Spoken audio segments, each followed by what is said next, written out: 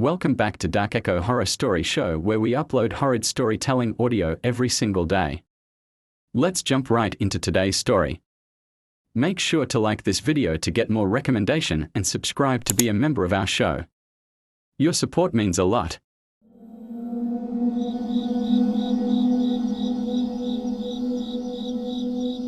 It was a stormy night.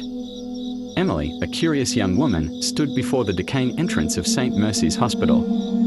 It had been abandoned for 20 years, ever since the mysterious disappearance of staff and patients. Tonight, on a dare from her friends, Emily was here to uncover the truth. Lightning flashed across the sky, briefly illuminating the cracked windows and rusted doors. The air was thick with the scent of mold and decay. Pushing the heavy door open, Emily stepped inside. The lobby was eerily silent. Dust floated in the air, disturbed by her footsteps. Old medical posters hung from the walls, their colors faded. Emily pulled out her flashlight, its narrow beam cutting through the darkness. As she walked, the sound of distant footsteps echoed through the hall. Her heart pounded. "It's just the building settling," she whispered, though she didn't believe it. She moved deeper into the hospital, past rows of wheelchairs and gurneys left in a hurry. Suddenly, Emily heard the faint sound of a child's laughter. Her breath hitched. She followed the sound to a long corridor lined with patient rooms. The doors were ajar, revealing dark interiors. One door at the end of the hall slammed shut. Emily froze. Gathering her courage, she approached the door, her steps slow and deliberate. The door creaked as she pushed it open. Inside was a pediatric ward. Tiny beds were arranged neatly, but cobwebs and dust covered everything. On one bed sat a small doll with a cracked porcelain face. Its eyes seemed to follow Emily. Sudden gust of wind swept through the room, slamming the door shut behind her. Panic set in. Emily rushed to the door, but it wouldn't budge. She felt a chill run down her spine as whispers filled the room. "Leave, now," they said in a child's voice. Emily turned, shining her flashlight around, but there was no one there.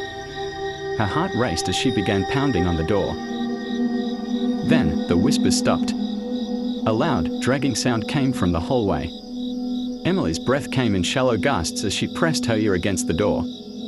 The sound was getting closer. It stopped just outside. Slowly, the door creaked open on its own. Emily stepped out into the hallway, but it was no longer empty. A trail of wet footprints led down the hall. Trembling, Emily followed them. The footprints led to the hospital's basement. Emily hesitated at the top of the stairs. The air was colder here, and the smell of damp earth was overpowering. She descended the steps, each creak of the wooden stairs amplifying her fear. At the bottom, she found herself in a long, narrow corridor. Old surgical equipment lay scattered across the floor, and the walls were stained with dark, unidentifiable marks. At the end of the corridor stood a door labeled Morgue. Emily swallowed hard. The door was slightly ajar, revealing darkness beyond. She stepped inside. The room was filled with metal drawers and autopsy tables. The air was icy. Emily shone her flashlight around, but nothing seemed out of place until one of the drawers slid open by itself. Slowly, Emily approached. Inside lay a body covered with a white sheet. As she reached out to touch it, the sheet suddenly collapsed. The body was gone. A voice whispered from behind her. "You shouldn't be here." Emily spun around. Standing in the doorway was a man in a blood-stained hospital gown. His eyes were hollow and his skin was pale and grey. "Who are you?" Emily's voice trembled. The man didn't answer.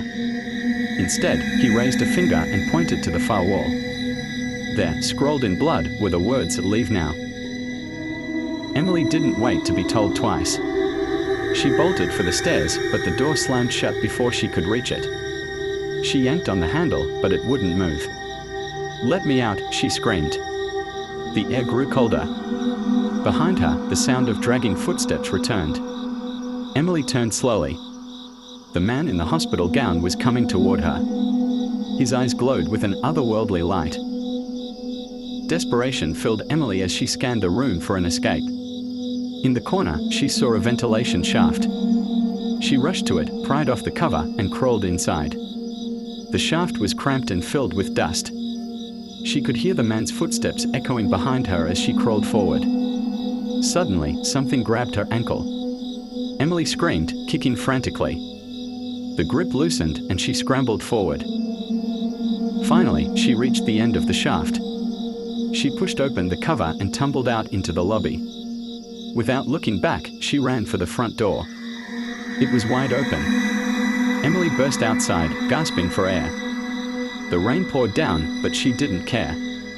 She collapsed on the wet ground, trembling. As she looked back at the hospital, the front door slowly creaked shut.